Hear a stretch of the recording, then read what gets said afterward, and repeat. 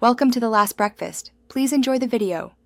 You start now by confirming essential prerequisites: your level, gear score, and any unlocked zones. Once done, gather the listed materials and currency and unlock the only way quest line so the mission can appear. Then accept the first mission immediately. This triggers the Edge Wing spawn conditions.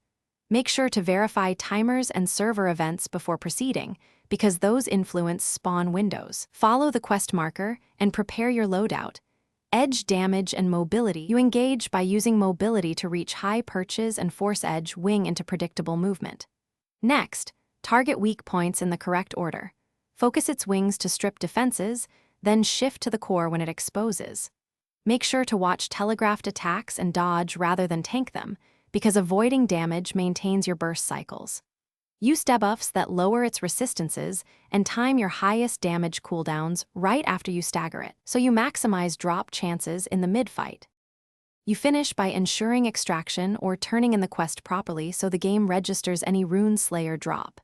If it does not drop, do a controlled reset. Leave the area, use the respawn mechanic, or log out and back in before retrying. Make sure your inventory has space and the event timer is correct. Otherwise, the drop can be suppressed. Troubleshoot by verifying quest state and any active multipliers. Then repeat the loop while refining your hit sequence for consistent success. Thanks for watching. If this was helpful, leave a like and consider subscribing. See you next time.